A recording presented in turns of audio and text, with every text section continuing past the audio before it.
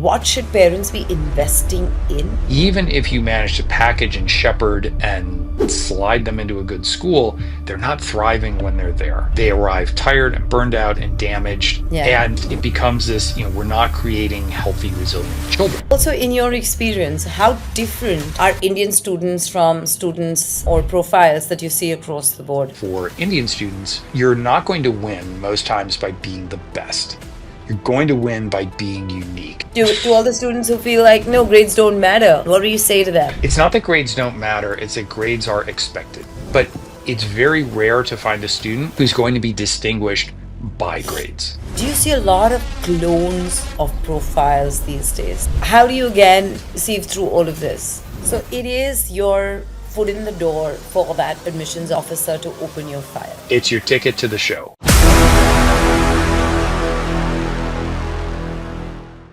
As parents, we all worry. Are we doing enough for our kids? Will they be able to keep up in such a competitive world? Is getting into the top school even possible, or is it even worth it anymore? Why is it so hard for Indian students to look at global education? Are Indian students starved of great undergraduate colleges? In today's episode, we're talking to someone who's seen it all from the inside. Thomas Caleel, the founder of Admittedly Co. Whether you're planning years ahead or just starting to explore your child's academic journey, this episode is packed with the kind of information you are looking for. So let's dive straight in with Thomas Caleel. Let's start straight up with the elephant in the room, which is, a lot of uncertainty for students across the globe. With the US cutting back on foreign students, restricting immigration, delaying visa appointments, the UK reducing, time spent out after their graduation, time spent in the Mhm. UK, Germany restricting visas of Indian students as well. The current turn of events and how has this impacted the colleges, and how should international families look at this turn of events? Well, first of all, thank you for the opportunity to speak with you about this. It's something that, obviously, I have traveled the world now for 20 years, working with amazing families and students from around the globe, including India. I've spent a lot Right. of time traveling through the whole country and love my Indian students and my Indian families. And I think that it's very interesting what we're seeing. I just came back from a trip through the East Coast to speak with several of the Ivy League schools, going up to Northern California next week to talk to some of my friends and former colleagues. And I think, the answer right now is nobody really knows what's going on. I Right. wish I had clarity for you. I think that in general, some of the concerns that drove, for example, Chinese visa restriction are not present in the US India relationship. And so I'm not entirely sure that, Indian students will be used as a bargaining chip, for lack of a better word. I think that Indian students, or I know that Indian students are very highly valued by US universities. The question is now, how do we navigate this rapidly changing landscape? And that's something that these universities have a lot of smart people trying to figure out.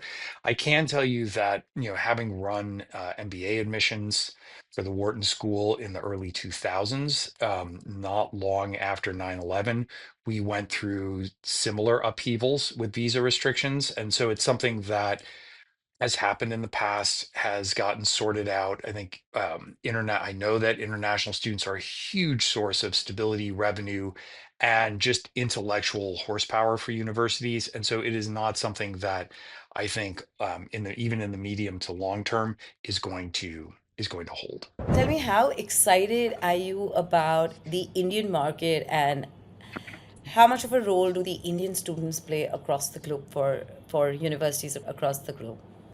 Look, Indian students are, renowned for their drive, their focus, their intellectual, just raw intellectual horsepower. I think, and having spent a lot of time on the ground in India, it is truly amazing, not just the intensity of intellect and focus, but the absolute depth of the pool. And there are so many of these just really bright Indian students that are want to study abroad. And as you said earlier, their parents, their family may have studied abroad. And so I think that it is critical for the US and other countries to welcome and support those students. I think that I believe that education, intellectual exchange, cultural exchange is the foundation of, global growth and stability. I think the more people are interacting with each other and getting that experience and exposure, the better off we are on every single level. Right. Also, in your experience, how different are Indian students from students or profiles that you see across the board? Do you see them being similar or being clonish of each other, or do you see a lot of diversity? Or do you see very academic, strong academic focus? How do you define their profiles? It's funny because every time I speak with somebody who's an education expert around the world, and they always feel like, okay, like our students are completely different and categorized like this. And the reality is that in the broader pool, there are many, many students that look alike. And here's a problem. When you're dealing with highly selective admissions, when your admit rates are, 4, 3, 4, 5%, right? The issue is that it's not a race. And I think one of the challenges in the Indian system, for example, is that it is very kind of like hierarchical and score based. And so Yeah. there's this drive to, okay, if I can cross that line, I make it to the next level. Yeah. And and what sometimes is hard for and not just Indian students, every student, American students, Chinese students, whatever, to understand that in highly selective admissions, you're crafting a class. So there's no line that you have to get above, right? It's as the head of admissions, you're looking at the pool and saying, okay, what is it that I want to craft? So I might take somebody with lower scores, but who is deeply interesting in this way, and I think that they bring something to the class.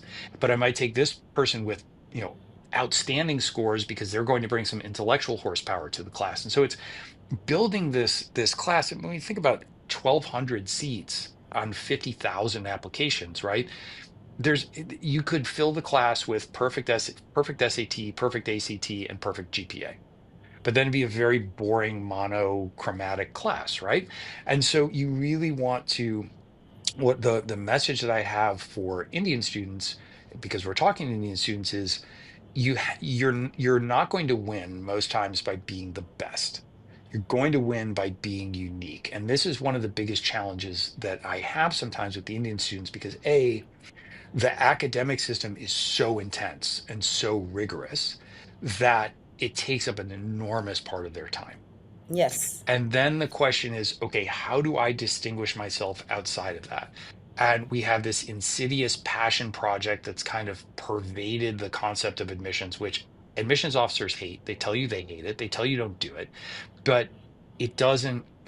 And a lot of this, quite frankly, is driven by parents. And I'm a parent, so I get this, right? I have a high school junior, I have an eighth grader who just went through the boarding school admissions process.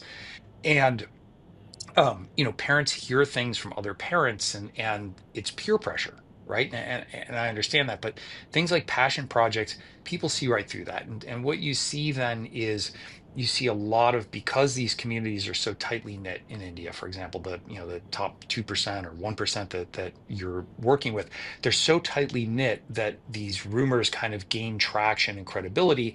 And so everybody is paying for research and paying for a passion project and paying for a volunteer project. And it's like, okay, admissions officers are usually very highly trained, highly educated people. They see what you're doing. And so then these students get admitted not because of these things, but despite them. So admissions officers are like, you know what? They're really interesting. We see through that passion project, but they have other things that we think are really neat, great recommendations. We're going to take them. But then that becomes a validation for the mythology, if that makes sense. And everybody's like, well, Yes. Mansi got in and she did this, so we have to do that. And so what I advocate to my Indian students, same thing I advocate to all of my students, have courage. Have courage to take the road less traveled. Have courage to do something that is not conventional, and you will stand out far more than the tens of thousands of other students with a similar profile who are grinding out, trying to do the same thing better. And when I often tell my daughter that, and she just finished her grade 10, she's like, see, I told you Okay. grades don't matter. So to all those students No, who no. feel that, to all the students who feel like no, grades don't matter, what do you say to them? Yeah, it's so it's not that grades don't matter, it's that grades are expected. Yeah, yeah, Okay. So when you open that file, people forget a lot of times that you are admitting students to an institute of learning.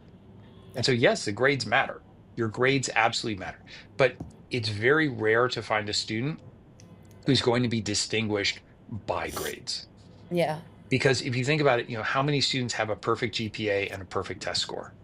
But Thomas, are we speaking only of the US here then? In what sense? Like, how different is that? How different would this be in the UK or in Okay. any other country? So in the UK, yes. So if you're applying through UCAS, grades absolutely matter. Right. I mean, Right. the personal statement is lovely, but the grades are really where you're Yes. winning the war. And so, Yes. yes, that matters. Now, in the US, the grades are not the only thing because we have holistic admissions. And Right. so that gets translated sometimes to grades don't matter. The grades do matter, but they're rarely the thing that is getting you in. It's a check mark. Can they do the Yeah. work? Yes. Do they get the test score? Yes. Okay, now let's open the file and see who they are as a student and a person that can contribute to the class. UCAS is much more, yes, you get your one-page personal statement, but it's much more about what your grades are. So it is your foot in the door for that officer to open your file. The grades are Absolutely. your foot in the door. Also, to kind of understand, are you seeing, at least that's what I see around. And I think you already pointed that out. Do you see a lot of clones of profiles these days? Do you see a lack of individuality? Like you said, everybody's doing a research paper, everybody's doing summer school, everybody's publishing a book, everybody's running a something, right? Yeah. Everybody's doing, yes, a community service project. So how do you again sieve through sieve through all of this? So it's not just something new. I mean, you saw a lot of cloned profiles 20 years ago. Or, Yeah. so this is very typical. And I think it comes from a couple things. First of all, with the parents. Second of all, I know in cities like Mumbai, Delhi, there are like two or three, there are a couple of large admissions counselors. And they Yes. just they give the same advice to everybody. They play the Yes. percentages, and they're like, if I have 1,000 students and I give them all the same advice, X percent are going to get into good schools. Those are the ones that I market, and I bring my new 1,000 students in. So You got it right. no hate. I'm a business person. Like I get it. I just don't think that it does. I think it does a disservice to those students. And so, what I would say is if you see everybody writing a book, doing community service, doing research papers, just don't do that. I've always, with myself, with my students, when everybody's going this way, go the other way. You will stand out, right? And so the other thing that I advocate a lot for is don't do all the things. Do fewer things, but do them well and do them intentionally. So if you want to do community service, that's great. A lot of times, examples we see from Indian students all the time. I go back to my parents' village and I teach English, or I help start a store or whatever. And I never want to I never want to say that helping and giving back is a bad thing, but it's very clear that this is a couple hours of performative work that really lacks any kind of traction. At the same time, I've had India students from India who have actually built sustainable businesses, right? So they go back to their parent or their ancestor, their village, they see a problem, they go out, they find who's doing best practices around the world, they partner with them, they bring technology, they bring expertise, they bring experience, they build something meaningful, they tie it into government agencies or whatever it is, so that then when they're applying, they have all this proof. Right? They have proof, they have recommendations, and they have something they're like, okay, this is really what I've focused on for the last few years. This is something that's meaningful to me because of this. It helped really clarify what it is that I want to study. And so that is a meaningful tact. When you see these overstuffed applications, you know that they're not, A, not doing all the work. You know that they're not doing the work intentionally and well. And it just, the whole thing just feels off. And I know you probably hear that from a lot of admissions officers. I know that Malcolm Gladwell's 10,000 hour theory has been largely debunked, but the reality is that when you read, people forget a lot of times that admissions officers, this is what they do for a living. This is not something casual they do once a year just for kicks. So all day, every day, all year, for years sometimes, I had admissions officers in my office that have been working in admissions for 20, 25 years. This is a deep knowledge, because these applications are very complex and there's a lot of data points and touch points and cross-reference points. When things are not adding up. Yeah. And the reality is, as a missions officer, it's not my job to add them up. They either add up or they don't. I have a few minutes to read your file. And so if it doesn't feel right, if it doesn't fit, it gets kicked off into the deny bin. Now, the problem you have is that there will be some students who do game the system and get in anyway. That becomes the beacon for everybody saying, well, it worked for, Thomas, so it's going to work for me. And then you get this stampede of sameness, and then people just get washed out. Right. It's interesting that you say that, and I love how you said that, those stuffed resumes. And I feel like it'll be interesting for you to shed light on what should parents be investing in and what's the fluff, because I feel in this race for excellence, Hmm.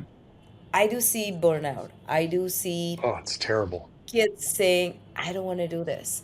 And in our attempt to say we want well-rounded children, and having an entourage of counselors and people doing your CAS project and writing your essays and writing your Yes. helping you with so many other things, I do see that you've made the cut to the school, but then you're struggling there. So Yeah. really, what should you be investing in and what should you really cut out? So this is a tough one, right? As a parent myself, because you do the impulse is to help your children. Yes. And what I found consistently is that what helps the children the most is building self-reliance and, for lack of a better term, grit and Yeah. tenacity and ability to deal with failure.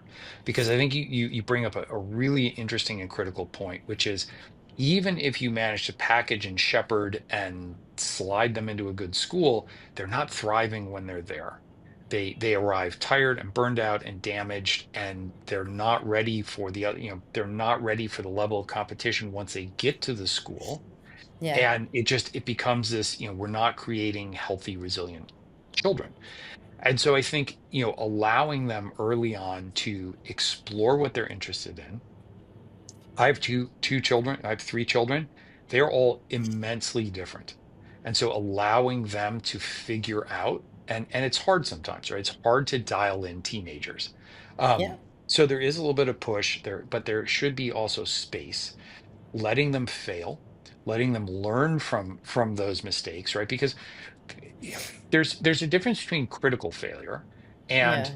life failure, right? And admissions officers like life failure. You can even have critical failures and recover from that. I have certainly had students who have been suspended or kicked out of school or violate substance policies, and we're able to help them kind of recover their sense of self, get their legs back under them, and have a nice redemption arc there, to where they genuinely have learned and processed and given back in that capacity, and it's been a good life lesson for them. So I think making them work real jobs, right, where they get some harsh feedback, making them, pulling back on the number of things that they're doing, but making them do that, holding them accountable, holding them to standards, will produce a far more resilient child who's able to find their own voice. And I think, one last thing that you talked about, like people writing your essays for you. One big problem that I see when we talk specifically, it's not just Indian students, we're going to talk about Indian students. The parents are so overbearing in their life, well-meaning, I get it, but the child has never had to exercise their own opinion or voice because anytime they get stuck, they know if they just kind of stall for time, the parent will swoop in and save them. And so when it gets to essay time, and I'm like, okay, well, what's your strategy? What do you want to talk about? What's your essay? They have no individuality, they have no voice. They've never had to advocate for themselves. And that's a huge mistake because then you get these terrible bland essays, and that's when the parents panic and they hire somebody to write the essay, and that doesn't work either. And so building that voice, allowing your child to express their voice and guiding them in that is incredibly valuable. And that's where I see my more successful students.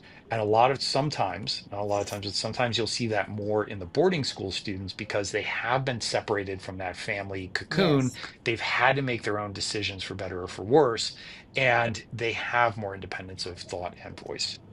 Right. It's great that you say that, and I agree with you. Tell me, when you're looking at the essay part of it, it's interesting that you say that, sometimes it lacks the individuality. What would be the ideal timeline to start working on that essay? Like, it's just, do you wake up in, if you need to submit that in the fall, do you just wake up that summer and say, okay, I need to start writing, or like 1 month in advance? Or what would you recommend to kids on how do they go about building that essay, to build that consistency, to build that flavor, to build that Of course. experience? Um, so we're always working on our profile and we're working on our candidacy. And then what we want to do is we want to think, I always advocate you need to formulate your strategy first. Because the Yeah. essays, if you look at the essays as a standalone thing, oh, I need to write my personal statement, I need to write my supplements, you will very rarely be successful because the application is read as a whole, entire living document. And holistic admissions means you're bouncing through the application, pulling those data points that you need at whatever time it is. And so when you get an application that is like activity list, recommendations, essays, it's rarely effective. You need everything to flow together. And you need to think about, okay, how are my essays reinforcing my activity list? How is my major selection reinforcing my activity list and my essays? How are my recommenders supporting what I'm saying are my goals and strengths and direction? And so what I always recommend is, first of all, you need to set your strategy. What do you want to study? Why do you want to study it? What schools are you going to? Because if you're writing essays to Dartmouth, those are very different essays than essays to MIT or University of Chicago. Very different modality, very different school, very different path. And yes, you may need a couple personal statements for the Common App, right? So UCAS, you've got one personal statement, five choices, very different. But the Common App is designed in such a way that everything does need to be reinforcing, right? University of California application a little bit different because you only have those four PIQs that you're answering. You don't have recommendations, you don't have test scores, so you really need to kind of be thoughtful about how you're breaking your strategy and candidacy up, which four PIQs you're choosing. But once you get the strategy set, once you figure out the schools that you're applying to, now you need to look at that application and say, okay, how am I allocating that strategy across my applications? Because if you're applying to pick a popular one like Northeastern, for example, there's no supplement essay question there. So you have the Common App personal statement. You can use the additional information essay, but again, you have to be careful because that goes to judgment. But if you look at a school like Stanford or Yale or Harvard, there are a lot of supplement essay questions there. If you talk about everything in the personal statement, then you just get redundant in the supplement. So it's really about taking that strategy and breaking it up across the entirety of that supplement. And you do sometimes need to make adjustments and changes based on the school you're applying to. So if you're just opening up your laptop and starting to write blindly, you're never going to be successful because how do you navigate towards a point, towards a goal, if you don't know even the general direction that you're going to? Right. Just for the benefit of our audience, could you elaborate on what is a PIQ? Of course, sorry. PIQ is a personal interest question. So the way the University of California application is set up is that you do one application to all the University of California schools. So you don't target out like, I want to apply to Berkeley, I want to apply to UCLA. It's really just a checkbox. You have 8 personal interest questions and you have to choose 4. Got it. So, Right. Another top favorite of a lot of parents in India is sending their kids to summer schools. How important is it, and does it really matter? yeah. And which So, ones matter? Let's rephrase that as well. I have a problem with a lot of summer programs. So first of all, let's distinguish. There are 3 different types of summer programs. One is a summer program that is run by the university at the university. Okay. So that would be like Harvard Venture Summer Tech Program, for example. The second is a third party provider that uses a university campus. Now, UCLA has a lot of these programs. They're run by like NLSC and other third party providers. These are a complete waste of money and time. Now, if you have a student who needs some exposure and you're like, great, they're arising, they just finished their ninth grade or they're heading into ninth grade, I want to send them to one of the boarding schools like Exeter, Taft, Choate for the summer program. That's a great, because I want them to have that life experience. Absolutely. If you have the money, if you have the resources, you have the ability to do that, go do that. That's great. Go send them to NLSC at UCLA, expose them to some things. Those are fine. But when you have these summer programs, even if they're run by the school, like Georgetown, Columbia, they have these like 1, 2 week programs. If you do it early in their career, like ninth grade summer, okay, fine. Like it's not harmful. But what I see a lot of times is that students do that and they say, well, I would say, what did you do last summer? Well, I studied for the SAT and I took a course at Brown or Columbia. Like, how long? 1 week, 2 weeks? That's not additive. That's not impressing anybody. It's fine if you do it to help you kind of move along and discover something, but then there has to be things that you're doing before and after that because studying for SAT or ACT is not a valid summer activity. So the third kind of program is like SSP or mites, which are super intense, super competitive. Regardless of income, you have to earn your spot there. Those can be extremely additive and valuable, but again, those are extremely hard to get into. So if you do get into one of those, absolutely do them. So which ones would qualify? Any ones that you could recommend? Like SSP or mites at MIT, Okay. Yale Young Global Scholars. Although again, the Right. problem with things like Yale Young Global Scholars is that people think that if I do this, I'm getting in. I'm going to Yeah. differentiate myself. And it Right. doesn't differentiate you. It is a step in your growth that you need to put into context. Got it. Got it. Um, I often question with all this learning that's happening digitally with children, Mhm. will college admissions really, really matter? Is a degree Mhm. going to be a game changer for a student today? And so many startup founders have just glorified Right. being a dropout.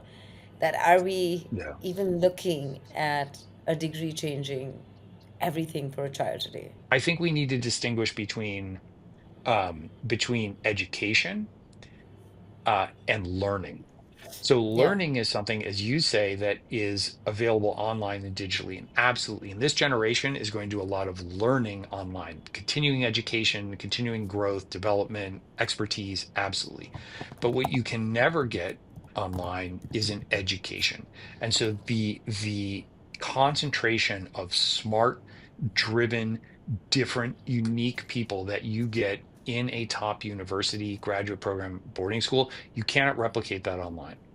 And I'm a big believer no matter how much technology evolves, human connection always matters. Friendships matter. And so I look at even now the amount of interaction I have with my business school, my MBA classmates, my college classmates, helping each other, friendships, business relationships. It's been critical. And I think that there's something about being in an environment surrounded by people who are smarter than you, different than you, is additive and valuable. So I don't see the role of the university going away. I am glad that there are other modalities. So I'm really glad that students are able to get an education, to get information and knowledge and grow and be successful outside of the traditional norm. I don't think it's a binary question, right? So, can you go build a tremendously successful online business or technology business and never go to college? Absolutely. Absolutely. But right, it's not either or. So for some students, that's going to be the right thing. For other students, going and getting education the more traditional way is going to be the right thing. So for me, this optionality just is phenomenal. It gives more people the opportunity to be successful and do things. Tell me a profile that really stood out for you for someone who didn't take the road less traveled, or someone who Hmm. did take the road less traveled. Um, I mean, whenever I think about my Indian students, um, there's one in particular who stands out, who's an MBA candidate, but I think that the lesson here is applicable at all levels. And I got a note from a professor saying, "Hey, listen, I know you're in Mumbai. Can you do me a favor? Take 10 minutes, have a coffee with this young man. He's very unique. He seems smart. He's blind. But can you just meet him for coffee? It's a friend of my wife's, and it would mean a lot to me." And say, "Of course, I love doing this." So I sit down with this young man for coffee, and he blew me away. He was so smart. He had a whole story, especially you can imagine India 20 years ago, you know, accommodations, disability accommodations, not really at a point that they probably should have been. And so he told this very interesting story, not from a like self-pitying standpoint, but like, okay, here's what I had to overcome. Here's how I did it. Here's a person that took a chance on me, and talked about how he wanted to study at Wharton because there was a learning team modality, and he knew he needed that because even though he had all this software to like read the books Yeah. and do the work, he's like, I need a supportive team. So I went back to the school and I said, listen, I need faculty committee approval for this because it's going to be a different thing. And they all looked at his academics and they were like, yeah, I mean, he's super smart, like, great recommendations, let's try it. And he was an absolute star, and he has been advocating for he went on to be a rock star trader in London. He's killing it, and has gone on to be an advocate for those with disabilities, with blindness. He's raised a lot of money for that. Just a really thoughtful, intense, amazing person. And so stories like that where they're creating their own path and doing their own thing is in his case he was kind of driven to do that. I think resonated really well. And with Indian students you have kind of also two large buckets, right? You have the overseas boarding school bucket, and you have the kind of domestic staying in India bucket.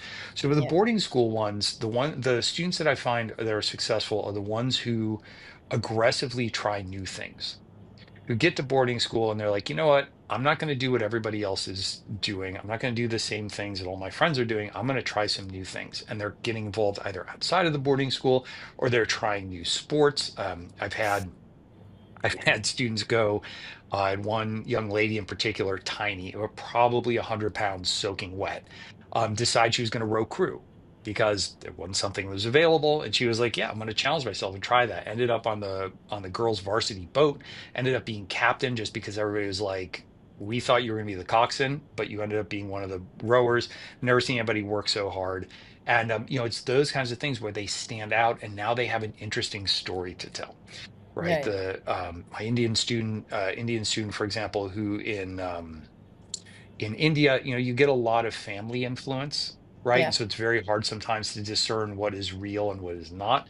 And so the ones who are able to either leverage that really and get real third party outside recommendations saying, yes, this young person, yes, there was an introduction, but they came, they worked, they earned the respect of the managers, the faculty, whatever it is. They really dug in. Here are concrete examples. Those students stand out significantly because the recommendations really do matter. And the only way you can earn those recommendations is, quite frankly, by earning them. And I know it sounds weird, but when you've read thousands or tens of thousands of recommendations, you know very quickly the ones that matter and the ones that are written by the student or written by the parent and given to the important official to sign. Right. It's interesting that you say that, and you said that earlier on that grades matter, Mhm. But how you package the whole thing and your uniqueness or your unique thumbprint matters the most. Right. Right, interesting. I just want to know that did you ever think that you're going to be an Instagram or a creator, a podcaster, after an education from UPenn and then, of course, running, counseling at Wharton? Did you ever see this happen? And which part of the education that you received prepared you most for this? Yes, it's very interesting because in my private practice I was doing about 30% of my students were pro bono. I Yeah. believe very strongly that education is a human right and it is our path to success as planet. And so I really believe in helping students find that opportunity. And my wife, who is obviously far smarter than I am, said to me at one point a couple years ago, "Listen, you're flying around doing all this pro bono speaking and work. Why don't you join the rest of us in the 20th century and have a podcast? And like, you can reach a lot more people like that." And I was resistant to it because, I'm old. It's just not it was not my thing. And fortunately, the podcast got some traction, and then I had that came in, a millennial, who basically looked me in the eye and said, "Your social media is awful. Do you mind if I help you with it?" And I was like, "You do whatever you want. I mean, we've got like 600 followers. I don't on Instagram. I don't care." And they helped me start understanding hooks and how everything worked, and we got traction. So, did I see this coming? No. Did I plan for it? Absolutely not. How has my education helped?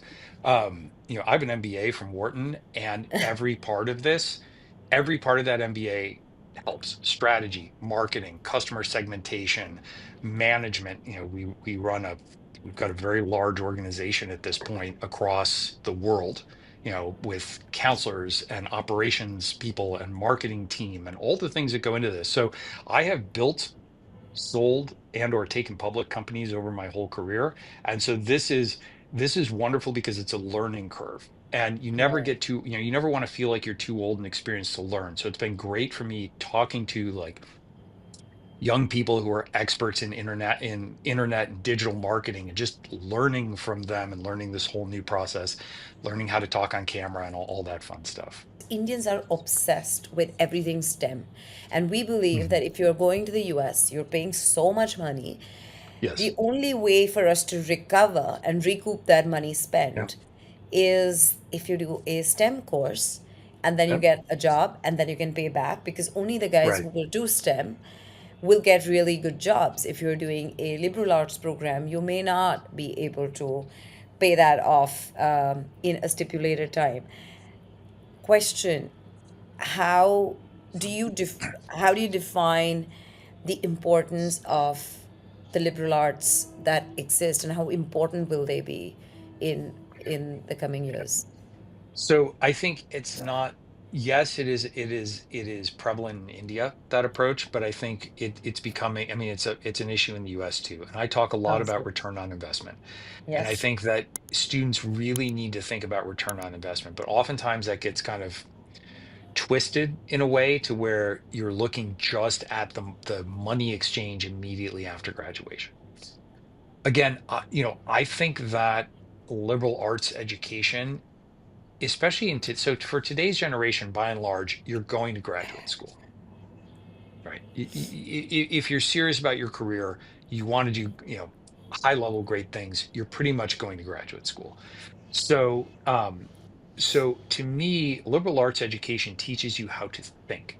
And if you want to be, for example, a banker or a finance person, you can go study philosophy or statistics or international relations and be really, really smart and go work, for the best investment banking or private equity groups on the planet. Why? Because they're screening for intelligence. They'll teach you all the other things that you need to know about discounting cash flows and building spreadsheets, or management consultancies will teach you everything you know about frameworks and PowerPoints and all of those things. But what they're looking for are creative, intense thinkers. So I sincerely hope that liberal arts never goes away. I think that especially writing, music, art, philosophy, I think these are really important parts of the fabric that holds our society together. And you need people thinking that. Now, you need people studying that and thinking that. Now, do I understand that somebody might not want to drop $350,000 into a philosophy major? Absolutely. So then the other question is, how do we make education affordable? Because Yes. it is way out of range for many, many families, not just Indian families, American families. Like if you're not poor enough to get the full scholarships and you're not rich enough to write the check, there's this vast middle of students who are just literally can't afford to go to these schools. And so, they need to be looking at state schools and other ways. Right. It's very interesting that you say that, because that helps a lot of children decide between what should be my, within reach schools, which should be my safety schools, and which should be my Yeah. target schools. How do you help families divide that? Like, It's such an individual and personalized experience, really. So, I mean, first of all, you have to look at probability of success. So, right. what's probable, right? And I always discourage people from doing what I call the lottery ticket approach, which is, well, I'm just going to apply to Stanford REA. Yeah. And if you're not competitive, you're wasting that opportunity by throwing an application out into the ether that's probably not even going to be read.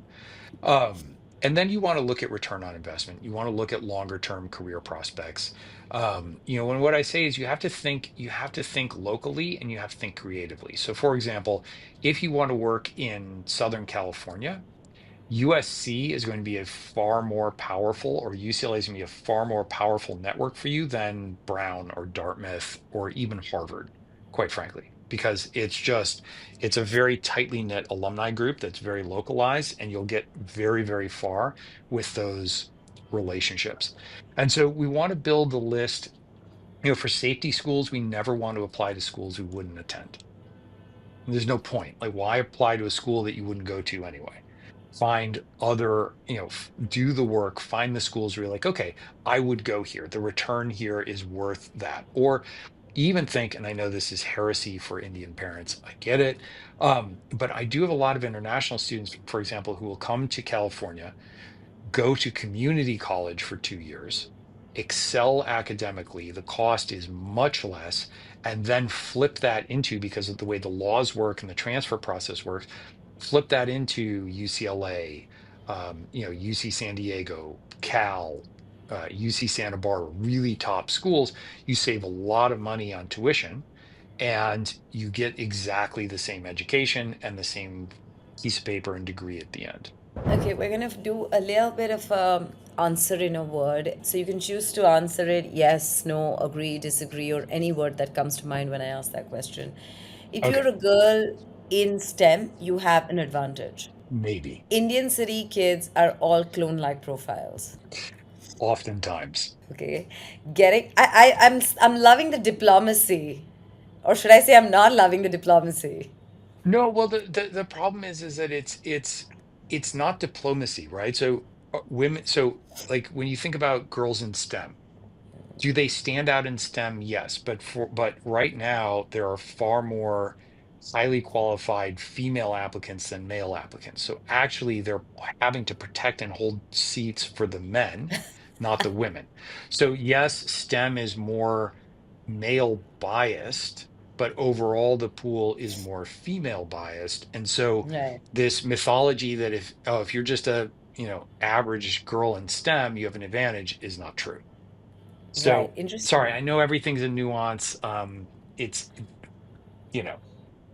Right. sorry. Getting a professional to write your essay is your ticket to your dream college. No, No early decisions means you are not a good student. no early decisions means you're not a good student. I'm trying to unpack the negatives. Yeah. No, Okay. US colleges are losing their sheen to policies and permits. yes. Biggest misconception parents have about getting into top schools. It's a race to be the best. Okay. Academics versus extracurriculars, the right balance. 60/40. The most sought after undergrad programs in the United States. Wharton M&T, Okay. Stanford Computer Science. If you want to get into a great school, your minimum SAT score should be? 1550. Okay. Indian parents over prepare their kids. Yes. Okay. An interview must do and don't. This one's hard because interviews largely are completely useless. Um, um, do be prepared, don't be over prepared. Okay. Students who don't have good grades in math will not make it to their dream college. False. Okay. And of course, your subject selections in your IB make all the difference in your admission process. Not all the difference, but they're critically important. Liberal arts colleges are not your ticket to a great return on investment. False. Okay, super. You've been exceptionally good, I must say. Thank you so much for your time. I really, really appreciate you doing this early in the morning. I don't know what time is it for you, like 7:30? Yeah, it's 8 o'clock. Okay. I'm a very early riser. And Okay, great. I appreciate you reaching out. I appreciate this opportunity. And as somebody who is a fellow kind of internet social media person, what you've built is staggeringly impressive. And so Thank you. I just want to take a moment to acknowledge that it's really unique. And congratulations and thank you for all you do for parents and students. Thank you. Thank you so much. For parenting tips, celebrity interviews, recipes, conversations with experts, DIYs, and lots more. Subscribe to Kids Talk Press now.